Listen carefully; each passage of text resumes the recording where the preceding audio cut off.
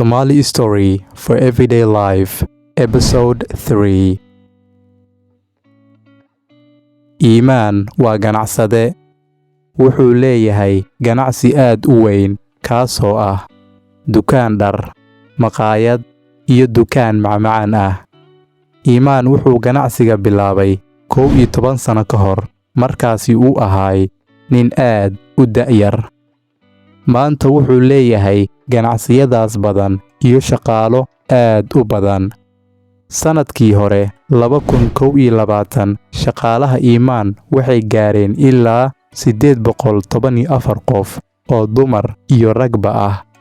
Inkastoo Iimaan uu leeyahay lacag aad u badan, haddana ma ilaawin dadka masaakiinta ah inuu siiyo lacag, dhar, cunto iyo waxyaabaha aas-aaska u ah nolosha bini'aadamka.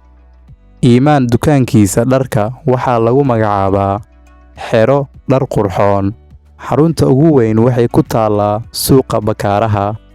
Suuqa Bakaara waa kan ugu weyn Soomaaliya, wuxuuna ku yaalaa Muqdisho. Dukaanka waxaa ka shaqeeyo shaqaale badan, gaar ahaan dumarka, sababtoo ah dumarka way ku wanaagsan yihiin qancinta macaamiisha iyo guud ahaan ganacsiga. Dukaanka Xero Dhar Qurxoon ee Iimaan wuxuu furan yahay Sabti ilaa Khamiis, maadaama Jimco ay tahay maalinta ugu dambeyso ee isbuuca. Sidoo kale dadka aad ayay u jecel yihiin inay nastaan Jimcada si ay maalinta Sabtiga u bilowdaan isbuuca koowaad ee shaqooyinkooda. Iimaan maqaayadiisa waxaa lagu magacaabaa Dhadhan Cusub.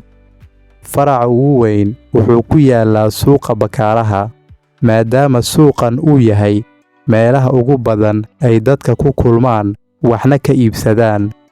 Sanadkii hore waxaa la sheegay in maalin walba Suuqa Bakaaraha ugu yaraan ay wax ka soo iibsadaan ama ku iibiyaan dad ka badan 1,000 ilaa 2,000.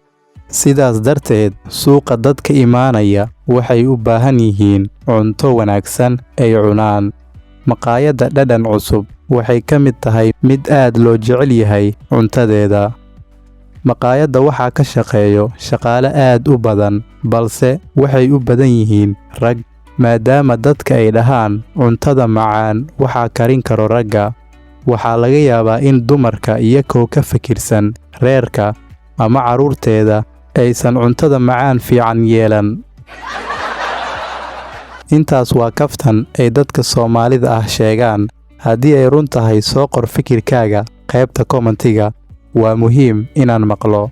Maqaayadda waxaa la furaa subaxda hore, waxayna furan tahay ilaa habeenka 5 ama 11.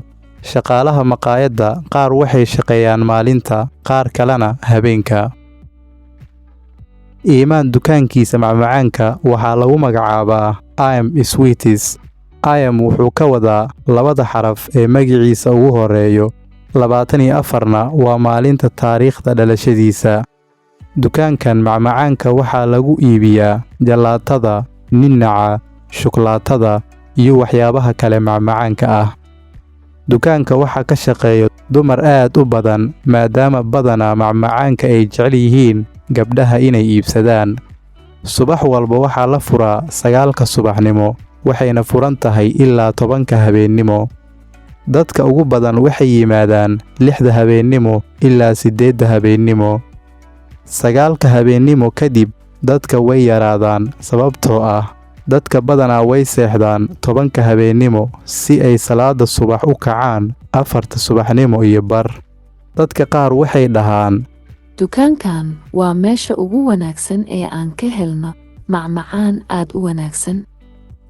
Tani waxay ahayd sheekada Iimaan oo ah ganacsade weyn, jecelna inuu wax siiyo dadka masaakiinta ee ku nool dalka.